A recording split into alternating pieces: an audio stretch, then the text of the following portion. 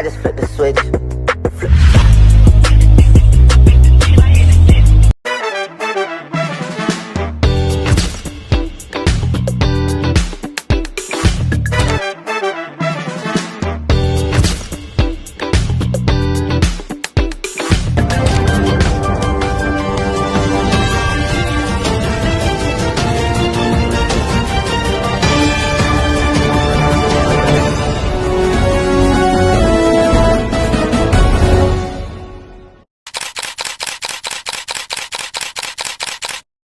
Kalian tahu gak kasus-kasus apa aja yang ada dalam dunia olahraga?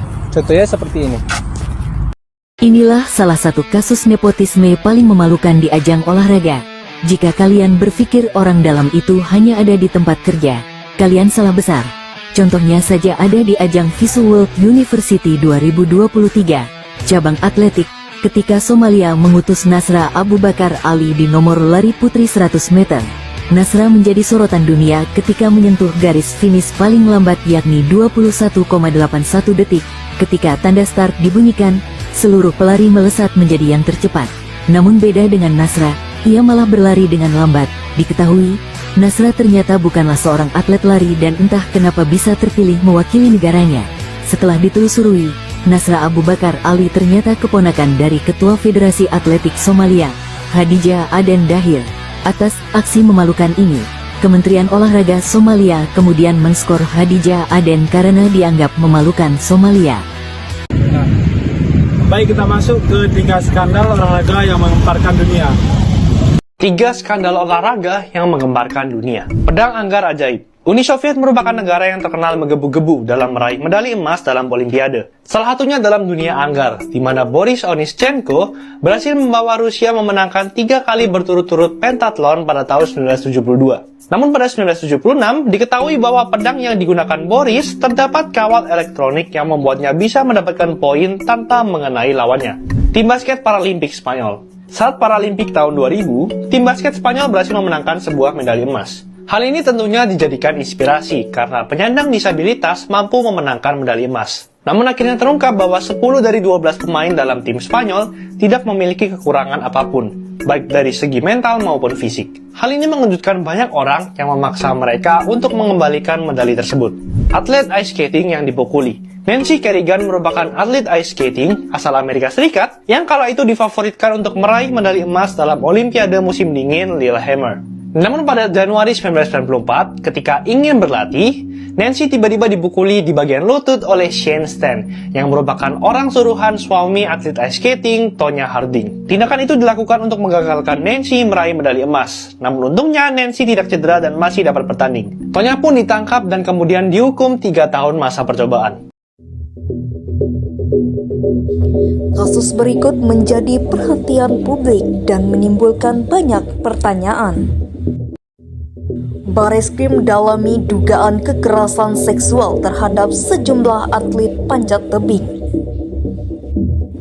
Mantan kepala pelatih panjat tebing berinisial HB diduga melakukan kekerasan seksual kepada sejumlah atlet putri.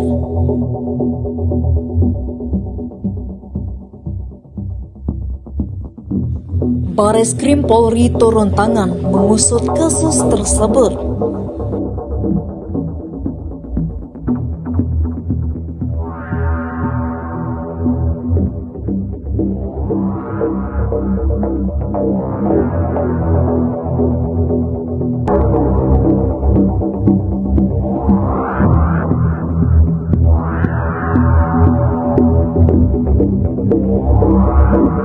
Sebelumnya, Ketum Federasi Panjat Tebing Indonesia (FPTI), Ibu Yeni Wahid, menegaskan tidak ada toleransi bagi pelaku kekerasan seksual.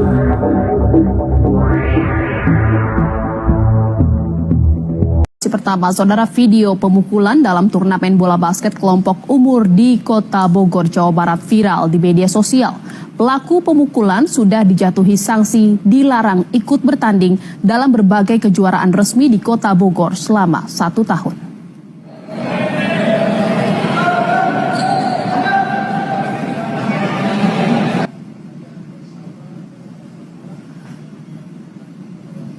Peristiwa pemukulan terjadi saat berlangsungnya laga SDH Basketball Cup 2025 di Bogor pada 17 Februari lalu. Di tengah sengitnya pertandingan, seorang atlet terekam kamera memukul kepala pemain basket dari SMP lain. Kasus pemukulan ini langsung ditangani Persatuan Basket Kota Bogor. Pelaku pemukulan sudah dijatuhi sanksi berupa larangan untuk ikut bertanding dalam berbagai kejuaraan resmi di Kota Bogor selama 1 tahun. PP-nya baru kemarin memang terjadi pemukulan yang ada di peraturan organisasi, itu pasti ada sanksinya berupa PO-nya kita adalah 1 tahun tidak boleh bermain di Kota Bogor ya, karena ini terjadi di Kota Bogor dan masuk di dalam rekomendasinya Perbasi Kota Bogor. Lu tahu nggak, ada lapangan olahraga elit di Pulau Mas yang lagi digugat warga sampai ke pengadilan.